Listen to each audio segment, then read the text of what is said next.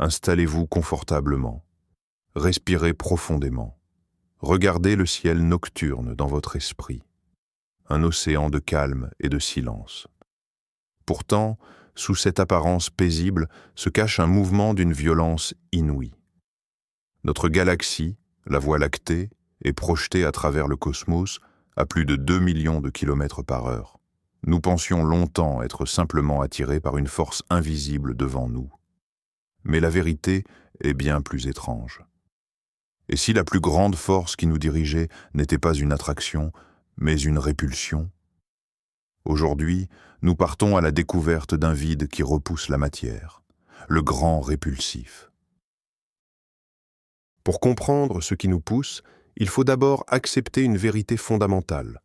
Dans l'univers, rien n'est immobile. La Terre tourne sur elle-même et autour du Soleil. Le Soleil orbite autour du centre de la Voie lactée, et notre galaxie elle-même, elle fonce à travers l'espace. Les scientifiques ont découvert que nous étions tirés vers une concentration massive de galaxies, une sorte de grande cité cosmique qu'ils ont nommée le Grand Attracteur. C'était une explication logique, rassurante. La gravité attire, elle ne repousse pas, mais les calculs ne correspondaient pas. La seule attraction du Grand Attracteur n'était pas suffisante pour expliquer notre vitesse prodigieuse. Il manquait une pièce au puzzle. Une pièce située dans la direction opposée. Alors, les astronomes ont retourné leur regard. Si une force nous tire, peut-être qu'une autre nous pousse. Cette idée, contre-intuitive, a ouvert la voie à une découverte stupéfiante. En cartographiant les mouvements de milliers de galaxies voisines, les scientifiques ont vu se dessiner une image nouvelle et surprenante de notre environnement cosmique. Une danse d'attraction et de fuite. Qu'ont-ils donc trouvé derrière nous? Pas un mur de matière exotique, pas une source d'énergie mystérieuse, ils ont trouvé un vide. Une région de l'espace immensément grande, significativement moins dense en galaxies que la moyenne. Ce n'est pas un vide absolu, mais plutôt un désert cosmique. Et ils l'ont baptisé le répulsif du dipôle, ou plus poétiquement, le grand répulsif. Mais comment un vide peut-il pousser? C'est ici qu'il faut déconstruire un mythe. Le grand répulsif n'émet pas une force d'antigravité. La physique est plus subtile. Imaginez que vous êtes dans une piscine et que des personnes vous tirent de tous les côtés. Si soudain, les personnes derrière vous lâchent prise, vous serez projeté vers l'avant, non pas parce qu'on vous a poussé, mais parce que l'attraction devant vous n'est plus contrebalancée. Le grand répulsif fonctionne de la même manière. Ce n'est pas une poussée active. C'est l'absence relative d'une traction gravitationnelle. Notre galaxie est attirée par les structures massives qui se trouvent devant nous comme le grand attracteur. Derrière nous, ce grand vide exerce beaucoup moins d'attraction. Le résultat net est un mouvement qui nous éloigne de ce vide. Quelle est l'ampleur de ce géant invisible? Le grand répulsif est une structure colossale, s'étendant sur des centaines de millions d'années-lumière. Pour mettre cela en perspective, notre propre galaxie, la Voie lactée, ne mesure qu'environ 100 000 années-lumière de diamètre. C'est une caractéristique fondamentale de notre univers local, une véritable anomalie qui sculpte notre destinée. La découverte de cette structure a été un exploit technique. Elle est le fruit du travail acharné d'une équipe internationale d'astronomes, menée notamment par Hélène Courtois et Yehuda Hoffman. Ils ont compilé un catalogue gigantesque des vitesses de milliers de galaxies, créant ainsi une carte en 3 dimensions du flux cosmique, un peu comme on cartographie les courants océaniques. Comment cette carte a-t-elle révélé le répulsif? Les astronomes ont observé que les galaxies semblaient s'écouler loin d'une certaine région de l'espace, comme l'eau qui s'écoule du sommet d'une colline. Cette colline gravitationnelle, ou plutôt cette vallée de faible densité, était la signature indubitable du grand répulsif. Il était là, caché à la vue de tous, dans les mouvements mêmes des étoiles. Ce phénomène s'inscrit parfaitement dans notre compréhension de la structure à grande échelle de l'univers. Le cosmos n'est pas uniforme. Il est organisé en une sorte de toile cosmique, faite de filaments de matière et de grands vides. Le grand répulsif est simplement l'un des plus grands vides situés dans notre voisinage cosmique. L'interaction entre le répulsif et l'attracteur est la clé de tout. Imaginez un fleuve cosmique. Le grand répulsif serait la source, le point de départ en altitude d'où l'eau commence à couler. Le grand attracteur serait le delta, le bassin versant où toute la matière converge. Et notre galaxie, la Voie lactée, est comme un bateau emporté par ce courant. Cette dynamique a permis de définir les frontières de notre propre superamas de galaxies. Nous vivons dans une structure monumentale nommée l'Aniakea, ce qui signifie « cieux immenses » en hawaïen. Le grand répulsif agit comme une ligne de partage des eaux, une crête qui délimite la fin de notre superamas et le début d'un autre. Quelle est la part de responsabilité du répulsif dans notre vitesse? Les scientifiques estiment que l'effet de poussée du répulsif et l'effet de traction de l'attracteur contribuent à part presque égale à notre vitesse particulière de 630 km par seconde par rapport au fond diffus cosmologique. Notre voyage est le résultat d'un équilibre parfait entre ces deux titans. Ce vide est-il vraiment vide? Non, pas entièrement. Le terme « vide » en cosmologie ne signifie pas une absence totale de matière. Il désigne une région où la densité de matière, visible et noire, est bien inférieure à la moyenne cosmique. Quelques galaxies solitaires errent probablement dans cet immense désert comme des oasis perdues. La présence du grand répulsif ne remet pas en cause la théorie de la gravité d'Einstein. Au contraire, elle la confirme de manière spectaculaire. Elle montre comment la gravité et l'absence relative de gravité peuvent sculpter l'univers sur les plus grandes échelles imaginables, en créant des fleuves et des bassins de galaxies. Derrière le grand attracteur se cache une autre structure encore plus massive, le superamas de Shapley. La dynamique est donc encore plus complexe. Nous sommes tirés par l'attracteur, qui lui-même est tiré par Shapley, tout en étant poussé par derrière par le grand répulsif. Une véritable chorégraphie gravitationnelle à 3 temps. Quel rôle joue la matière noire dans ce tableau? Le grand répulsif est également un vide de matière noire.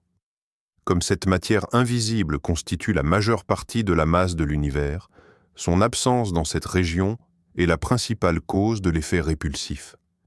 C'est le squelette invisible de la matière qui dicte ses mouvements. Et l'énergie sombre, cette force mystérieuse qui accélère l'expansion de l'univers? Dans les vides, comme le grand répulsif, où la densité de matière est faible, l'effet de l'énergie sombre est encore plus dominant. Ces vides ont donc tendance à grandir avec le temps, rendant leur effet répulsif de plus en plus puissant. Cela nous amène à une implication philosophique profonde. Notre place dans l'univers n'est pas aléatoire. Nous sommes situés sur le flanc d'une colline cosmique, glissant doucement vers une vallée profonde. Notre existence même est liée à cette topographie invisible, à ce jeu d'ombres et de lumière gravitationnelle. Il est fascinant de penser que pendant des millénaires, l'humanité a levé les yeux vers le ciel en pensant que tout tournait autour d'elle. Aujourd'hui, nous savons que nous sommes emportés par un courant, influencés par des structures si vastes qu'elles défient l'imagination, comme ce désert cosmique qui nous pousse dans le dos. L'étude de ces vides est une nouvelle frontière en cosmologie. Comprendre leur distribution, leur taille et leur évolution nous aide à affiner nos modèles de l'univers, à mieux comprendre la nature de la matière noire et de l'énergie sombre. Chaque vide cartographié est une nouvelle page du grand livre cosmique. Le grand répulsif est-il unique? Probablement pas. L'univers est rempli de ces structures, de ces vides et de ces superamas. Mais celui-ci a une importance particulière pour nous, car il est notre voisin. Il est l'une des deux forces principales qui gouvernent notre propre mouvement à travers le cosmos. Il fait partie de notre histoire. Alors, récapitulons ce concept fascinant. Le grand répulsif n'est pas une force mystérieuse. C'est un manque de force. Une région de l'espace moins dense qui, par contraste avec les régions plus denses qui nous entourent, crée un effet de poussée, nous guidant dans notre long voyage interstellaire. Ce phénomène nous rappelle l'importance des vides. Nous sommes souvent fascinés par les objets lumineux, les étoiles, les galaxies, mais les ténèbres, les espaces entre elles, sont tout aussi importants.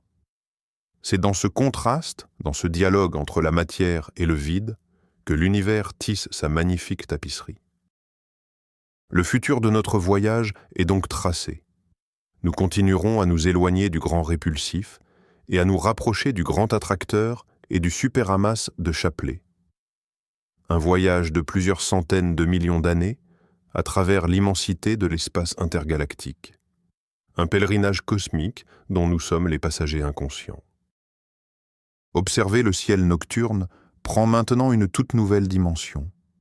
Lorsque vous regardez la constellation du Centaure, vous regardez en direction de notre destination, le grand attracteur.